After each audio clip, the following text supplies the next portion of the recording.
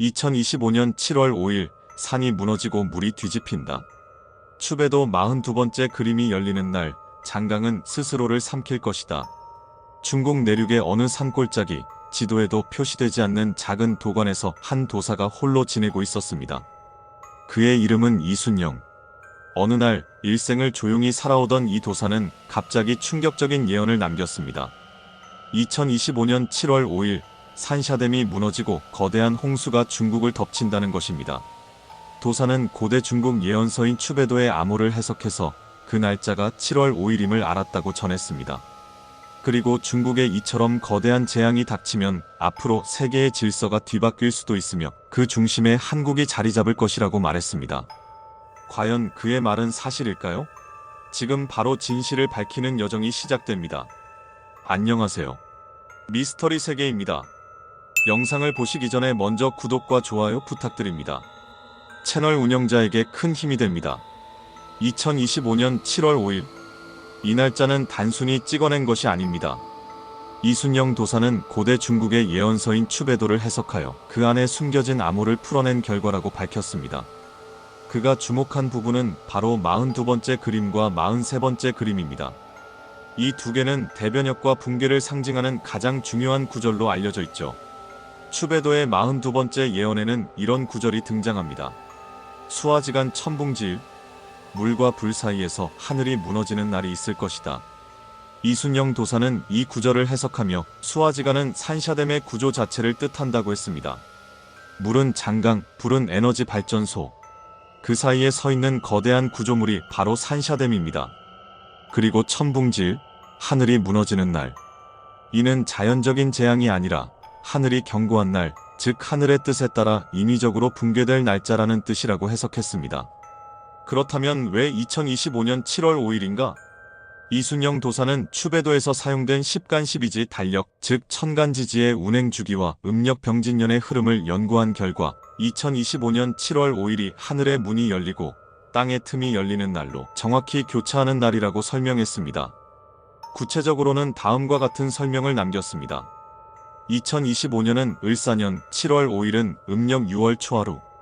이날의 사주팔자는 수기가 정점에 이르고 화기가 밀려 올라오는 날로 겹친다.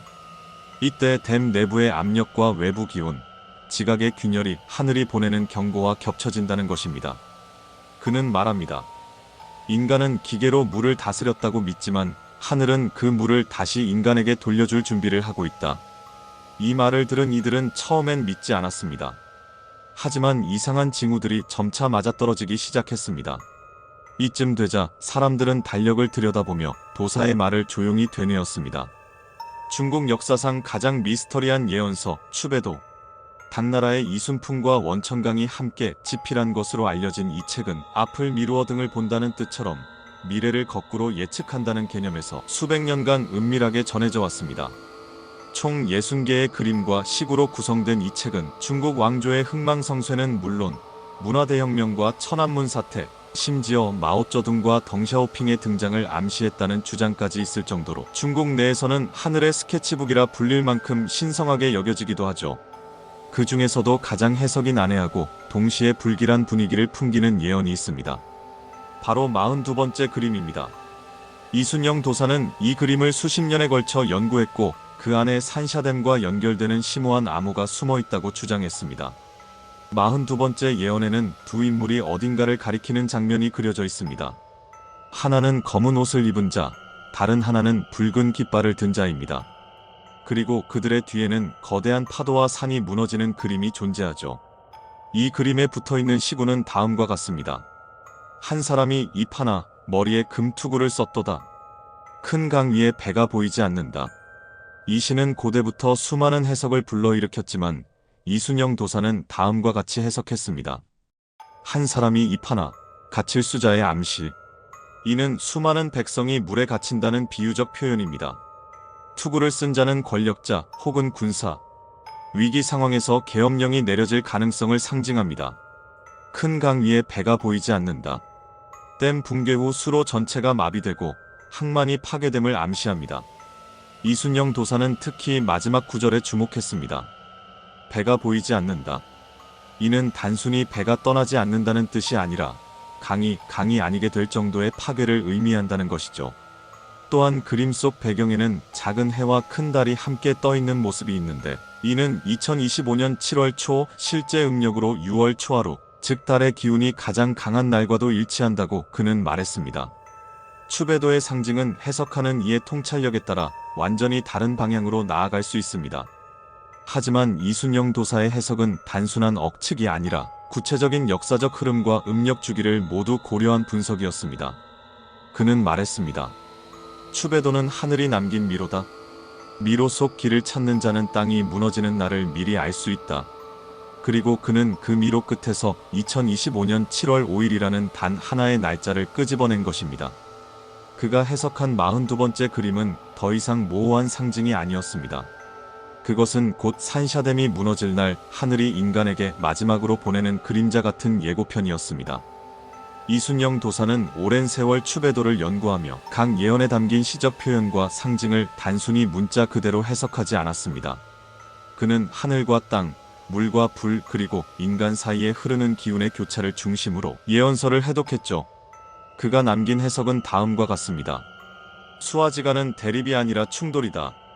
땅속에서 수천 년 동안 억눌러온 물이 인간이 쌓은 불의 기둥을 삼킬 때 그것이 바로 천붕지일 하늘이 무너지는 날이다.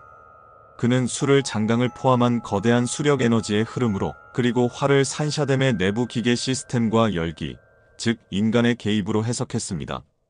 이 두 기운이 겹치는 지점, 즉 산샤댐이라는 구조물이 위치한 물리적 공간이 바로 수아지간, 물과 불 사이입니다. 그리고 그곳에서 기운이 충돌하면 결국 하늘이 정한 흐름을 인간이 거스를 수 없게 된다는 것이죠. 그는 예언을 수학처럼 접근했습니다. 매년 장강 유역의 강수량 추이, 지열 상승, 곡선, 댐 주변의 지각 변동 주기, 태양과 달의 위치 변화, 그리고 천간지지의 60갑자 순환, 모든 데이터를 오랜 세월에 걸쳐 쌓아온 뒤 그는 조용히 한 문장을 적었습니다. 2025년 7월 5일, 음력 6월 초하루. 수는 정점에 도달하고 화는 폭주한다. 그날 하늘은 물을 돌려보낼 것이다. 이순영 도사는 추배도가 단순한 예언서가 아니라 우주의 시간표라고 주장했습니다. 그는 추배도의 숨겨진 암호를 통해 자연의 흐름과 인간 문명의 충돌 지점을 찾아낸 것이죠. 그리고 바로 그 지점이 산샤댐이 위치한 곳이었고, 그날이 바로 2025년 7월 5일이었던 겁니다. 그가 남긴 또 하나의 말이 있습니다. 사람들은 물이 흘러가는 줄로만 안다.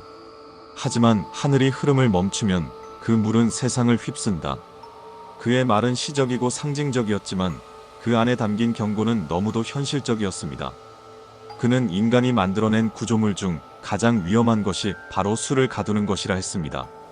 그것은 하늘의 뜻을 막는 것이며 결국에는 그 뜻이 두 배로 되돌아오는 날이 온다고 했죠. 산샤댐.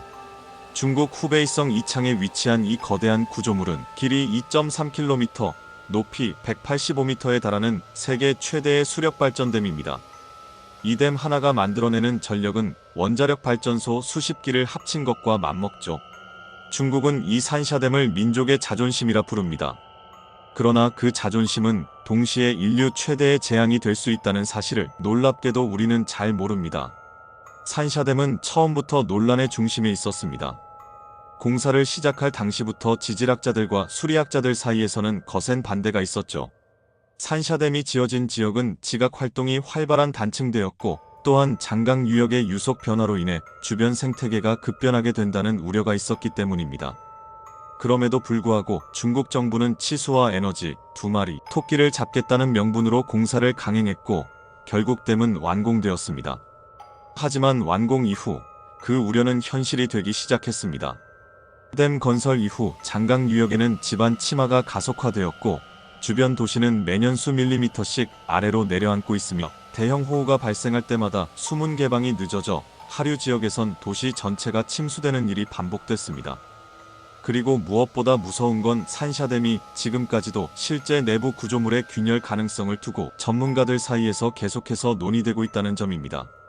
하지만 중국 당국은 철저하게 통제하고 있고, 내부 고발자의 증언은 번번이 사라지거나 왜곡되었습니다. 산샤댐은 세계에서 가장 거대한 인공 구조물입니다. 하지만 그것은 동시에 세계에서 가장 불안정한 물폭탄이기도 합니다. 이 거대한 댐이 붕괴된다면 장강 유역 10개 도시, 수억 명의 삶이 직격탄을 맞게 됩니다. 게다가 홍수는 단순히 물의 문제가 아닙니다.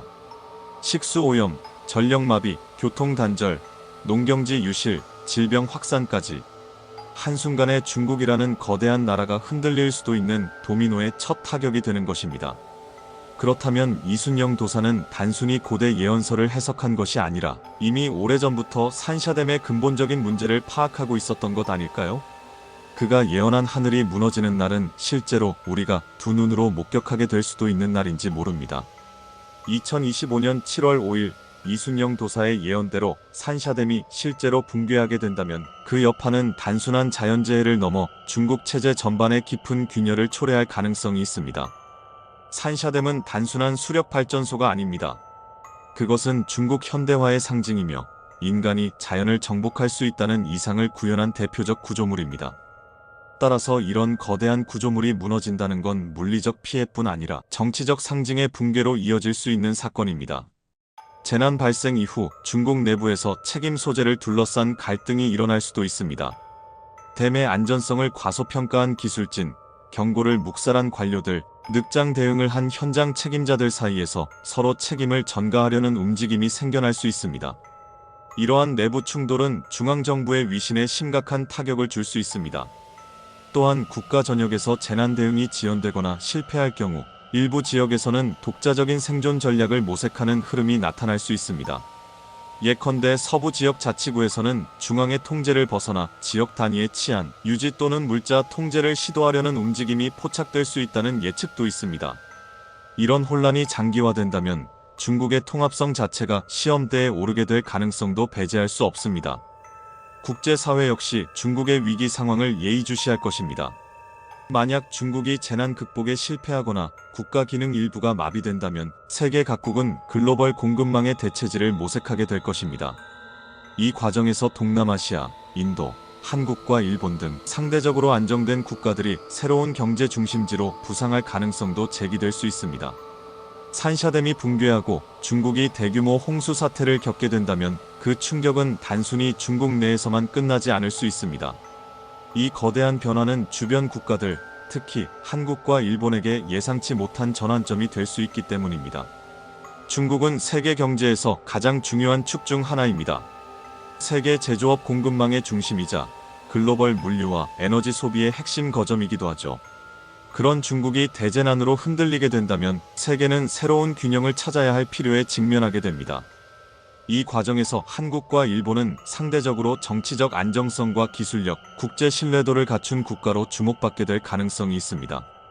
예를 들어 중국의 생산과 물류가 멈춘다면 글로벌 기업들은 새로운 파트너를 찾으려 할 것입니다. 이때 반도체, 정밀기계, 소재 산업에서 강점을 가진 한국과 일본은 대체 공급처로 부상할 수 있겠죠. 또한 중국 내 대규모 인프라가 붕괴되면 AI 기술, 복구 기술 등의 수요가 급격히 증가할 수 있는데 이 분야에서도 한국은 세계적인 경쟁력을 보유하고 있습니다. 심리적인 측면에서도 중국 내에서 예언과 천기에 대한 관심이 높아지는 가운데 한국과 일본은 전통과 현대가 공존하는 정신문화를 지닌 나라로 새롭게 재조명될 수 있습니다. 중국인들 사이에서 한국의 도교적 정신성과 일본의 무사도, 철학이 혼란 속 마음의 지침으로 떠오를 수도 있겠죠. 또한 한국은 급변하는 동북아 정세 속에서 중재자이자 혁신 파트너로서 새로운 외교적 위상을 획득할 가능성도 있습니다. 이순영 도사의 예언이 맞아떨어지고 산샤댐 붕괴가 실제로 일어난다면 세계는 새로운 축을 필요로 하게 될 것이며 그 중심에는 한국과 일본, 특히 지속 가능한 기술과 안정된 사회를 지닌 국가들이 주목을 받을 가능성이 높습니다. 그리고 그것은 파괴를 넘어서 재편과 기회의 서막이 될 수도 있습니다. 2025년 7월 5일이라는 날짜는 서서히 우리에게 다가오고 있습니다. 중요한 건 예언이 말하는 내용 자체보다 우리가 그것을 대하는 태도입니다. 예언은 종종 경고의 언어로 포장됩니다. 그것은 두려움을 자극하고 불안감을 증폭시키죠.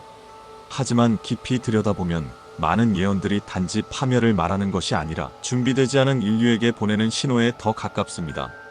이순영 도사의 예언 또한 마찬가지입니다. 그가 말한 건 단순한 홍수가 아니라 우리가 기술과 욕망으로 구축해온 세계가 얼마나 불안정한 기반 위에 놓여 있는가에 대한 성찰이었는지도 모릅니다. 산샤댐은 단순한 댐이 아닙니다.